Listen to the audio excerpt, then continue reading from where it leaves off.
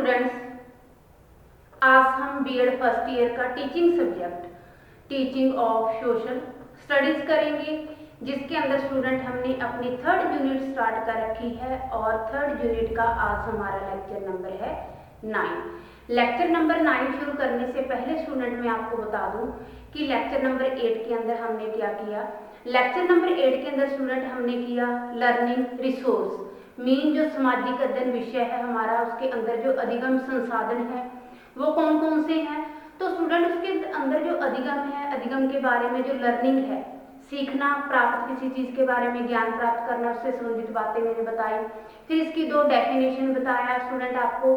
फिर हमने इसके महत्व के बारे में डिस्कशन किया इस अलग अलग पॉइंटों के द्वारा कि किस प्रकार जो शिक्षण है, शिक्षण के अंदर अगर बच्चे को कुछ सिखाना है, कुछ बच्चे ने प्राप्त करना है, तो एक जो टीचर है कौन कौन से मेथड अपनाकर जो अपने शिक्षण को प्रभावशाली बना सकता है और बच्चों के सामने जो भी विषय वस्तु है उसकी जो व्याख्या है उनके सामने अच्छे से उनके समक्ष प्रस्तुत कर सकता है। फिर हमने बात की स्टूडेंट जो शिक्षण अधिगम है या शिक्षण के क्षेत्र के अंदर इसके वर्गीकरण पर कौन कौन से 2 टाइप की हमने इंद्रियों के आधार पर इसका वर्गीकरण किया और तकनीक के आधार पर वर्गीकरण किया, जिसके अंदर हमने अलग अलग पॉइंटों के द्वारा इसे एक्सप्लेन किया। तो आज लेक्चर नंबर 9 के अंदर स्टूडेंट हम क्लियर करने जा रहे हैं जो सामाजिक अध्ययन में क्लब का महत्व तथा संगठन। सामाजिक अध्ययन जो विषय है उसके अंदर जो क्लब है उसका महत्व क्या, उसके बेनिफिट है और उसका संगठन के बारे में हम बात करेंगे कि कब पुराने टाइम के अंदर जो क्लब है बनाया गया था और इसके क्या बेनिफिट थे और ये किन चीजों के लिए बनाए गए। तो स्टूडेंट आज हम बात करते हैं क्लब। तो जो क्लब है, क्लब के बारे में हम डिस्कशन करेंगे स्टूडेंट। जो क्लब सामाजिक अध्ययन जो विषय है, जो सामाजिक अध्ययन क्षेत्र से हमारा अभिप्राय ऐसे संगठन से है जिसमें क्या है अभिरुचियां आ जाती हैं, व्यवसाय से संबंधित हमारे कार्य आ जाते हैं, हमारे शौक आ जाते हैं, जैसे मछली पकड़ना हो गया, शिकार करना। स्टूडेंट ये क्या है, इससे ऐसे विज्ञान से संबंधित इसके अंदर क्रियाएं, राजनीतिक क्रियाएं और जन भलाई के कार्य आते हैं इसके अंदर स्टूडेंट। फिर बात आती है कि इसे 3 वर्गों के अंदर डिवाइड किया गया है। वो 3 वर्ग जो क्लब हैं, क्लबों को 3 वर्गों के अंदर इसे विभाजित किया गया है। वो कौन कौन से जो वर्ग हैं, जैसे ऐतिहासिक बदलजनों का क्लब, आधुनिक क्रियाओं का क्लब, फिर मैत्रीपूर्ण और सौहार्दपूर्ण क्लब। जो क्या है स्टूडेंट, जो एकल क्लब होते हैं, जो सिंगल क्लब होते हैं, उन क्लबों को इसके अंदर शामिल नहीं किया जाता। जैसे सेना, जहाँ आप ऑफिसों से संबंधित क्लब लगा लो, विश्वविद्यालय जहाँ अन्य फील्ड के अंदर जो क्लब होते हैं, अलग अलग क्लब होते हैं, उनको इसके अंदर शामिल नहीं किया जाता है। स्टूडेंट क्लब के अंदर हम मान के चले तो क्लब के अंदर क्या चीजें आती है, क्लब के अंदर सफाई व्यवस्था भी आती है, शिक्षा व्यवस्था भी आती है, जिसके अंदर लोग सारे एकजुट होकर अपनी स्टडी से रिगार्डिंग हर चीजें पढ़ते हैं। तो ये सारे क्या है स्टूडेंट, क्लब ही तो है। क्लब के अंदर शिक्षा से संबंधित कोई भी चीजें पुस्तकें रखी जाती हैं, लोग वहां पर एक जो मिलजुल कर प्रेम की भावना से पढ़ती हैं। अगर हम बात करें, जैसे मैंने बताया था कि ये हमारी अभिरुचि, व्यवसाय संबंधी क्रियाओं से भी संबंधित होते हैं, क्योंकि इसके अंदर हमारे शौक भी आते हैं, गेम्स भी आती हैं, मनोरंजन भी आता है। जैसे मैंने आपको बताया था कि शिकार करना, मछली पालना, जन भलाई के कार्य भी इसके अंदर शामिल होते हैं। बहुत सारे कार्य क्लबों के अंदर होते हैं। अगर हम अब के टाइम की बात करें या थोड़ा सा पीछे बात करें तो क्या है, क्लब उनको भी बोला जाता था जब कुछ लोग एक समुदाय के अंदर या पार्टियों के द्वारा, आप लगा लो जो गैर सरकारी संस्थाएं, जहाँ आप सरकारी संस्थाओं के अंदर भी क्लब आते हैं, जो क्या है गरीब लड़कियों की मैरिज करते हैं, जहाँ गरीब बच्चों को पढ़ने की सहायता करते हैं, क्लब क्या है इनके अंदर भी आ जाता है। तो स्टूडेंट अब मैं इसकी थोड़ी सी बैकग्राउंड के बारे में बताऊंगी कि क्लब कैसे शुरू हुए और उस समय क्या क्या इसके अंदर सीन रही है। पृष्ठभूमि की बात करेंगे अब हम, बैकग्राउंड की।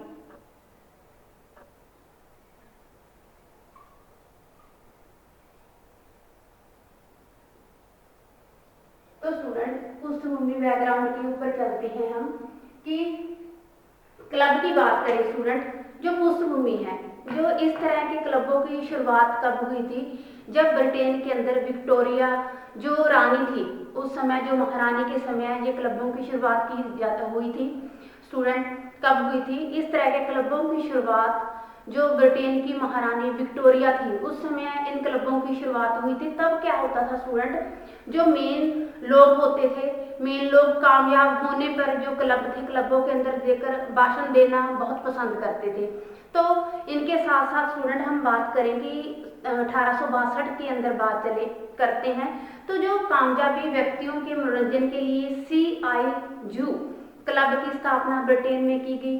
तो जब कामयाबी लोगों की आप मदद के लिए लगा लो 1862 के अंदर इसकी जो कामयाबी व्यक्ति थे, तो CIU क्लब की स्थापना हुई 1862 के अंदर। जो इसका जो मुख्य उद्देश्य था, वो मुख्य उद्देश्य था कि बिना धूम्रपान किए, बिना शराब का सेवन किए इसके अंदर बिल्कुल आराम करना। तो स्टूडेंट फिर बात आती है कि ये महिलाओं के लिए भी क्लब बनाए गए, जो धार्मिक संस्थाएं हैं उनके लिए भी क्लब बनाए गए। तो स्टूडेंट इन क्लबों के अंदर अगर हम बात करें, संगीत, गेम्स आदि मनोरंजन के साधन भी उपलब्ध करवाए गए, ताकि लोग वहाँ पे स्टडी से रिगार्डिंग जो भी अपनी नॉलेज गेन करते हुए गेम्स और मनोरंजन का भी इसके अंदर एक मेन टारगेट अपनाया गया, जो इसका हिस्सा बनते हैं और आज जो हमारी लाइफ के अंदर मेन रोल रखते हैं। तो धीरे धीरे फिर स्टूडेंट बात आती है कि ये सार्वजनिक कार्यों की जो इन क्लबों की बहुत ही महत्वपूर्ण भूमिका हुई।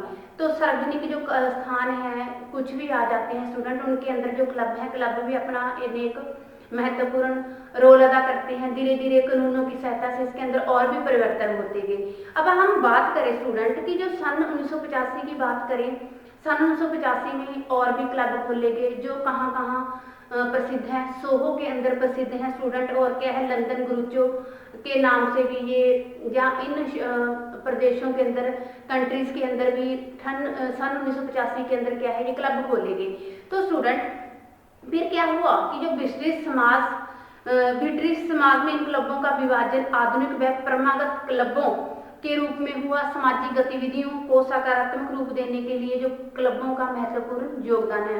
सामाजिक गतिविधियां कौन कौन सी हैं, जो रीति रिवाज परंपराएं हैं, हमारी विवाह शादी का टाइम होता है, तो ये सारा जो इनका संगठन हुआ या इनके अंदर कोई योगदान हुआ। मैंने पहले भी बात की है कि गरीब बच्चों को पढ़ाने के लिए फैसिलिटीज होगी, गरीब लड़कियों की मैरिज के लिए। तो ये सार्वजनिक जो बहुत ही कार्य है, इन सभी के अंदर जो क्लब है, क्लबों का बहुत बड़ा योगदान है। तो स्टूडेंट इसकी स्थापना कब हुई थी?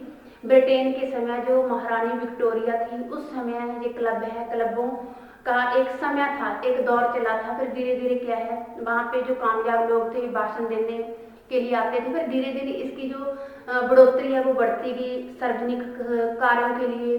फिर लोग आराम का अपना एक साधन समझने लगे। फिर उसके अंदर गेम्स और मनोरंजन भी जो एक हिस्सा बना दिया गया। तो ये इसकी क्या है, पृष्ठभूमि है। अब हम बात करते हैं स्टूडेंट इसकी संगठन की।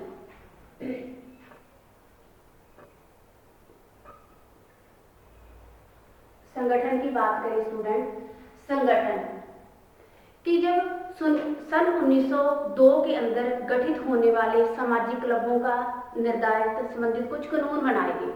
जब क्या है, सन 1902 में कुछ जो भी संगठित या गठित क्लब हुए उनसे संबंधित कानून बनाए गए, क्योंकि बिना कानूनों के उसे चलाना संभव नहीं था। लोग क्या है, धूम्रपान करके, सेवन करके वहाँ पे अश्लील हरकतें होती थी, जो क्या है दिन दिन इसका भ्रष्टाचार बढ़ता ही जा रहा था। तो इससे संबंधित गवर्नमेंट ने सोचा, सरकार ने सोचा कि सन 1902 में इनका एक कानून पास किए गए। तो फिर धीरे धीरे क्या है, ये कानून किसने पास किए थे? सन 1930 के अंदर स्कॉटलैंड में एक लाइसेंस बिल पास किया गया, जिसका मुख्य उद्देश्य था कि जो क्लबों के अंदर अश्लीलता है, सेवन है, धूम्रपान सेवन है, शराब सेवन है, इनको कम करना। तो धीरे धीरे ये क्या है, जो क्लब के मेन हेड थे उनके पास ये बिल पहुंचा, बिल पास हुआ। तो इससे संबंधित क्या है स्टूडेंट, कुछ नियम भी रखे गए, रूल रेगुलेशन भी रखे गए। वो रूल रेगुलेशन कौन कौन से स्टूडेंट, जिसमें इसके अंदर बताया गया संगठन के अंदर कि जो स्टूडेंट क्लब का नाम और उसके उद्देश्य के बारे में मेन पॉइंट बताया गया। इसके अंदर जो नियम रखे गए, क्लब का नाम, संगठन, क्योंकि जब बिल पास किया गया, बिल पास के दौरान ये चीजें उन्होंने कहा था, जो क्लब का नाम है और जो संगठन है, कब क्लब किसके नाम पर है और ये कब खोला गया। दूसरी शर्त या दूसरे नियम इसके अंदर ये थे स्टूडेंट, क्लब का स्थायी पता, फिर सदस्यता प्राप्त करने की शर्तें, स्थायी पता, फिर पॉइंट था स्टूडेंट इसके अंदर सदस्यता प्राप्त करने की शर्तें, करने की शर्तें इसके अंदर हो। फिर आता है स्टूडेंट, क्योंकि ये नियम थे, इसके नियम से संबंधित सूचनाएं प्रक्षेपित की गई। फिर आता है क्लब शुरू व बंद होने का समय, क्लब शुरू व बंद होने का समय, बंद होने का समय क्या है, ये चीजें भी इस जो नियम पारित किया गया था, बिल पास किया गया था, उसके अंदर ये रूल रेगुलेशन रखे गए। तो नियम के बदलाव करने का तरीका, ये भी इसके अंदर जो बिल के अंदर मेन ये पॉइंट मांगा गया था, मेन नियमों के अंदर ये चीजें आती थी कि उपरोक्त बिल के और उपरोक्त बिल के माध्यम से सरकार क्लबों पर क्या है नियंत्रण स्थापित करने का प्रयास कर रही थी, जो कि क्लबों के अंदर मेन प्रकार का जो चेंज है, जो अश्लील हरकतें हो रही हैं, धूम्रपान हो रहा है, मंदिरा का सेवन हो रहा है, ताकि इनको दूर किया जाए, क्लबों को ऐसे रास्ते पर लेकर जाया जाए जिनका मेन काम हो शिक्षा से संबंधित लोग वहां पे रहकर अच्छा कुछ सीख सके, भाईचारे के अंदर उनकी भावना पैदा हो, मनोरंजन के ये साधन हो, गेम्स के ये साधन हो, ना कि वहां पे लोग धूम्रपान या मंदिरा जैसी चीजों का अश्लील हरकतें करें। तो क्लब के अंदर ये जब 1903 के अंदर स्कॉटलैंड के द्वारा जब ये कानून पारित किया गया, तो उसके अंदर ये मेन सूचनाओं के द्वारा ये नियम लागू किए गए। फिर बात आती है स्टूडेंट हमारी इसके अंदर कि कौन कौन सी एक्टिविटीज होती हैं इसके अंदर, गतिविधियां।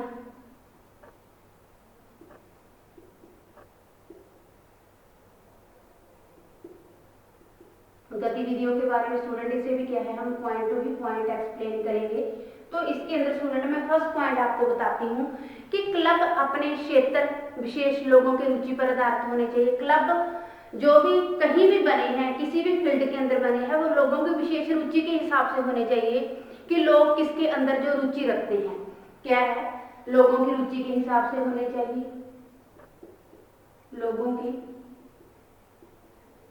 रुचि के आधार पर होने चाहिए, आधार पर हो। सेकंड पॉइंट फिर आता है स्टूडेंट इसके अंदर जो क्लब है, क्लब का मेन टारगेट था कि कुछ क्लब परंपरागत हैं तो कुछ आधुनिक हैं। फिर बात आती है कि स्टूडेंट कुछ क्लब बैलेट पेपर पुस्तकों संसाधनों से अपनी सामाजिक गतिविधियां चलाती हैं। फिर अगला पॉइंट आता है स्टूडेंट कि क्लब अपने जो सदस्य है सदस्यों के हितों को ध्यान में रखकर नियमावलियों का निर्माण करें। जो भी सदस्य है सदस्यों के आधार पर ही जो भी नियम बनाए गए हैं, सदस्यों के हित उनके लिए अच्छा हो, उनके लिए बेनिफिट हो, उनके आधार पर ही रखकर जो भी नियम रेगुलेशन है वो बनाए गए हैं। फिर बात आती है स्टूडेंट की जो क्लबों के अंदर कैलेंडर निर्धारित किए जाते हैं, कोई टाइम टेबल निर्धारित किया जाता है। स्टूडेंट वो कैलेंडर भी जो सदस्य हैं सदस्यों की समर्थता के आधार पर निर्धारित किया जाए। कैलेंडर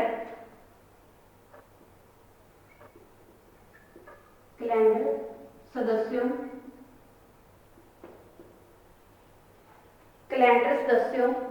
की समर्थता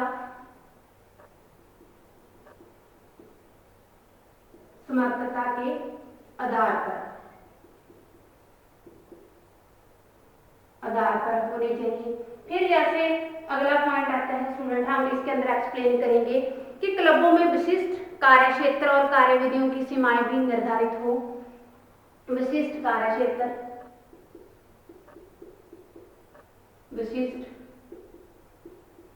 क्षेत्र और गतिविधियों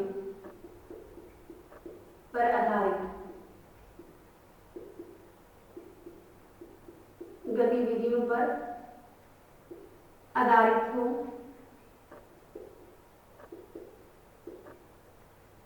तो ये स्टूडेंट इसकी गतिविधियां हैं। जब इसका कोई टाइम टेबल या कोई बच्चों जो लोग हैं लोगों के हितों के लिए मनोरंजन के लिए कुछ चीज़ें, समय सारणी, कुछ भी निर्धारित किया जाता है। तो ये चीज़ों को ध्यान में ही रखकर क्लबों को निर्धारित किया जाना चाहिए, ताकि उसमें जो समाज के लोग हैं, समाज के लोगों का हित छिपा हो, समाज के लोगों की रुचि के हिसाब से हो, ताकि उन्हें कोई साइड इफेक्ट ना हो, उनका कोई दुष्परिणाम ना निकले, ताकि वो उसका फायदा पूरा उठा सके। अब हम बात करते हैं स्टूडेंट कि शिक्षा के क्षेत्र में सामाजिक क्लब का महत्व। नेक्स्ट हमारा आता है शिक्षा के क्षेत्र में सामाजिक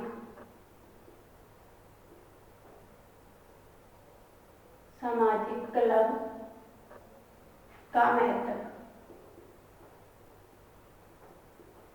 स्टूडेंट, अब शिक्षा के क्षेत्र के अंदर जो सामाजिक क्लब का महत्व है, उसके क्या क्या मेन महत्व था, क्या क्या उद्देश्य थे। क्योंकि जब भी कोई शिक्षा के अंदर किसी विषय वस्तु को निर्धारित किया जाता है, तो पहले उस विषय वस्तु से संबंधित हमें क्या क्या बेनिफिट होएगा, क्या हमें प्राप्त होएगा, ये चीजें निर्धारित कर ली जाती हैं। उसी प्रकार जो क्लब है, क्लब हमारी सहायता करते हैं। क्लब के शिक्षा के अंदर क्या है, महत्वपूर्ण बेनिफिट्स होते हैं, वो कौन कौन से हैं, उसे हम पॉइंट टू पॉइंट एक्सप्लेन करेंगे स्टूडेंट। जिसके अंदर फर्स्ट पॉइंट मैं आपको बताती हूँ, सामाजिक अनुभव।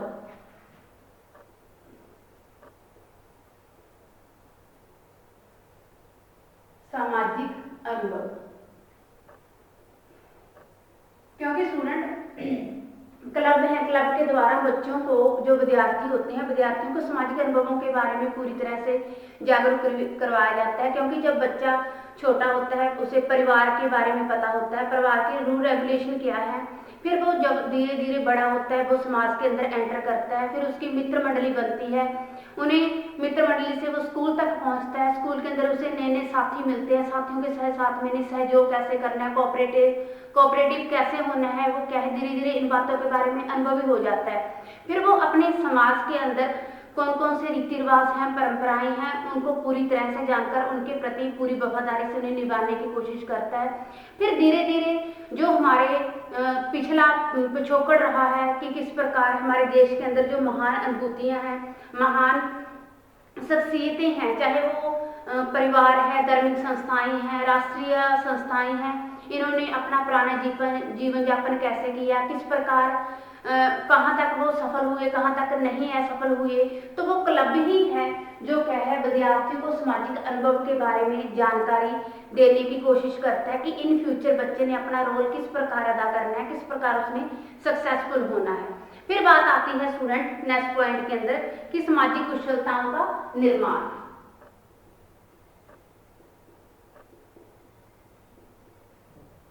सामाजिक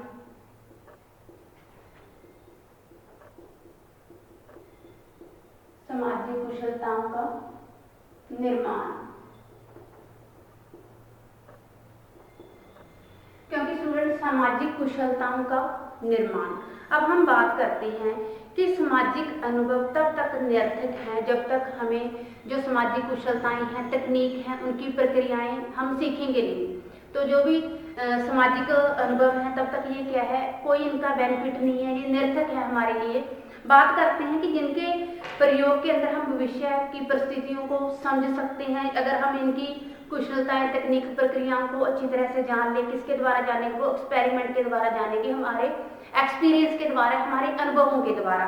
बात आती है स्टूडेंट की पढ़ने लिखने और संग्रह की अध्ययन संबंधी कुशलताओं को भी हमें स्वस्थ, संजीव और एक्टिव या गतिशील समाज के निर्माण करने के लिए हमें बहुत हद तक सहायता मिलती है। तो इस प्रकार कुशलता में बेकुशलताएं भी सम्मिलित हैं, कि दूसरों की हमने किस प्रकार हेल्प करनी है, दूसरों का किस प्रकार हमने सम्मान करना है, जो हमारी जिम्मेवारियां हैं, जिम्मेवारियों को हमने किस प्रकार निभाना है। तो इस प्रकार ये सारी भावनाएं हैं जिसके अंदर सहनशीलता आ जाती है, एक दूसरे के साथ कोई भी विरोधियों का जो हमने सामना कैसे करना है, किस प्रकार हमने समझौता करके किसी चीज के साथ एडजस्ट करना है। तो ये सारी चीजें क्या है स्टूडेंट, सामाजिक कुशलताओं के निर्माण के अंदर आती हैं। तो सामाजिक कुशलताएं तब तक निरर्थक है जब तक हम उनकी जो समाज के अंदर मेन स्किल्स हैं, तकनीक है, प्रक्रिया नहीं सीखेंगे, क्योंकि ये प्रक्रिया ही हमें इन फ्यूचर भविष्य के लिए तैयार करती है कि हमने अपना भविष्य कैसे संवारना है, किस प्रकार हमने हर मोड़ के अंदर समस्या का सामना करते हुए एडजस्ट भी करना है और आगे भी निकलना है। ये चीजें सारी इसके अंदर शामिल होती हैं। फिर बात आता है सामाजिक ज्ञान प्रदान करना।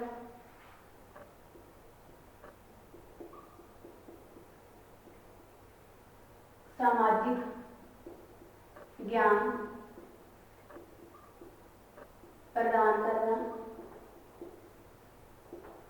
क्योंकि स्टूडेंट सामाजिक ज्ञान प्रदान करना, जो ये क्लब हैं, समाज के अंदर क्लब खुले हुए हैं, तो इसके अंदर विद्यार्थियों को ये शिक्षा भी दी जाती है कि आपने झूठ नहीं बोलना, सच बोलना है, बड़ों का सम्मान करना है, इज्जत करनी है। तो ये चीजें और समाज के जो प्राप्त मानवीय संबंध हैं उनके बारे में प्रॉपर जो क्लबों के द्वारा क्या है जानकारी दी जाती है।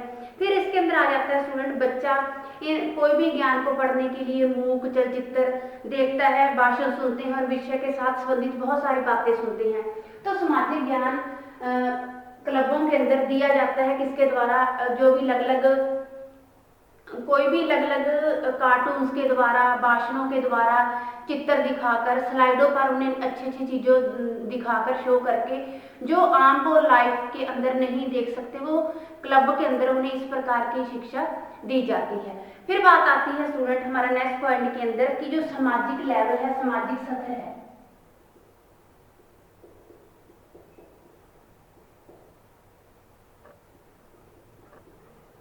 सामाजिक लेवल के अंदर जो क्लब है, क्लब समाज के लोगों को ये गाइड करता है, पहले वो बच्चों को गाइड करता है कि बेटा आपने बड़ों का इज्जत सम्मान कैसे करना है, कैसे अपनी ईमानदारी के साथ कोई चीज के साथ वफादारी करनी है, फिर सच का साथ देना है, झूठ नहीं बोलना, बड़ों का सम्मान करना। बच्चों को ये चीजें समझाते हुए वो समाज के लोगों को ये भी गाइड करता है कि आपने हर फील्ड के अंदर, हर रास्ते पर बच्चों को किस प्रकार संभालना है। बच्चों अगर बच्चों से कोई गलती भी हो जाती है तो उन्हें नकारना नहीं है। तो जो व्यक्तियों का दमन और उनका शोषण ना करे, ऐसे लोगों को भी जो क्लब है वो गाइड देते हैं। हर मोड़ पर वो समाज के लोगों को यही गाइडलाइन देते हैं कि वो इन फ्यूचर के लिए, सेवा के लिए और बच्चों के फ्यूचर को संवारने के लिए तत्पर रहे, ताकि वो उन्हें पीछे ना छोड़े। अगर किसी बच्चे का किसी समय कोई समस्या भी आती है, किसी समय कोई समस्या का सामना भी करना पड़ता है, तो वो ऐसे निर्माण या विरुचियां आप लगा लो, चाहे आप समय लगा लो, समय सारणी लगा लो, ऐसे समय का ऐसी आप लगा लो कि हेल्प का समय समय पर निर्माण करता है कि वो चरित्र और व्यवहार, अभिरुचियों, आदर्शों, सत्र के निर्माण की समाज के अंदर किस प्रकार शिक्षा दी जानी चाहिए, इनकी बच्चों को टाइम टू टाइम वो गाइडलाइन देना चाहता है। किसके द्वारा देना चाहता है? समाज के बड़े लोगों के द्वारा। छोटे लोग, बच्चे हैं, जो लोग हैं, उनको तक पहुंचाना चाहता है वो। फिर बात आती है सामाजिक समस्याओं के बारे में जानकारी।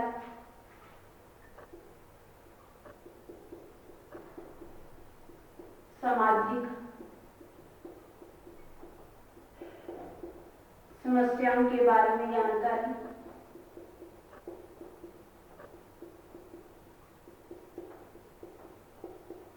क्योंकि जो क्लब है, क्लब बच्चों को जो समाज के अंदर समस्याएं पनपी हैं या समाज के अंदर वो जिन समस्याओं से निकले हैं उनके बारे में प्रॉपर गाइडलाइन देता है, जहाँ जो समस्याओं को वो पार करते हुए समाज के अंदर सक्सेसफुल हुए हैं और आने वाली पीढ़ी को वो ये बताते हैं कि हम यहाँ तक सक्सेसफुल हुए हैं, और बच्चों के सामने वो ऐसी समस्याएं भी रखते हैं ताकि बच्चे इनको पार करते हुए अपनी लाइफ के अंदर जो भी थोड़ी या छोटी मोटी या बड़ी समस्या आती है उनसे घबराए ना, वो क्या है, लगातार अपने निरंतर रास्ते पर चलते जाए। तो ये क्या है, शिक्षा के अंदर जो सामाजिक क्लब है उनका बहुत बड़ा योगदान रहा है बच्चों के फ्यूचर को संवारने के लिए। फिर नेक्स्ट पॉइंट आता है सामाजिक परिवर्तन। सामाजिक परिवर्तन,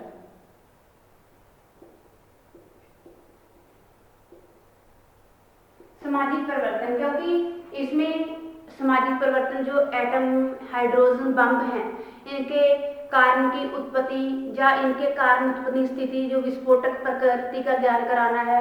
फिर विज्ञान और तकनीकी क्षेत्र में होने वाली उन्नति के कारण नए भौगोलिक वातावरण इत्तु सामाजिक वातावरण में होने वाले परिवर्तनों के बारे में भी जानकारी जो बच्चों को बताता है। पूर्व इतिहास है, पूर्व इतिहास के अंदर जो इतने अच्छे स्मारक बने हुए हैं, इतनी अच्छी धार्मिक जगहें बनी हुई हैं, जो उनके बनने का क्या कारण है, क्या इनके पीछे राज रही हैं, क्या इनकी स्टोरीज रही हैं, इनके बारे में भी बच्चों को टाइम टू टाइम जो समाज के अंदर क्लब बने हुए हैं वो हर संभव प्रयास करते हैं कि किस प्रकार उनको समझाया जाए। और बालक को यदि किसी ऐसी परिस्थिति में समझदारी से काम करने के लिए भी तैयार होना चाहिए, जो कि संसार में परिवर्तनशीलता और गतिशीलता को आवश्यक समझना चाहिए। और स्टूडेंट सामाजिक अध्ययन क्लब में एकीकृत कोर्सों के द्वारा ये किया जा सकता है। अगर सामाजिक परिवर्तनों के बारे में, गतिशीलता के बारे में, स्थायीपन के बारे में बच्चों को समझाना है तो वो किसके द्वारा समझाया जाता है, वो भिन्न भिन्न कोर्स हैं, कोर्स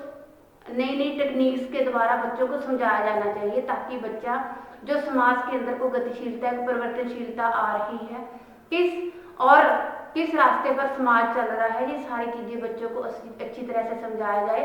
ये किसके द्वारा समझा सकते हैं, स्टडी के अंदर विभिन्न कोर्स उपलब्ध करवाकर। तो ये स्टूडेंट हमने अपना टॉपिक क्लियर किया। जो सामाजिक अध्ययन है, सामाजिक अध्ययन के अंदर जो क्लब है, क्लब का महत्व और संगठन, जिसमें हमने क्लब के बारे में बताया, फिर उसकी पृष्ठभूमि, बैकग्राउंड, संगठन के अंदर अलग अलग मैंने पॉइंट एक्सप्लेन किए, गतिविधियां करवाई स्टूडेंट। फिर आता है कि जो शिक्षा के क्षेत्र में सामाजिक क्लब है उनका क्या महत्व है, जो हमने 6 पॉइंटों के द्वारा अलग अलग डिस्कशन किया। तो ये स्टूडेंट हमारा टॉपिक हुआ क्लियर। Thanks student.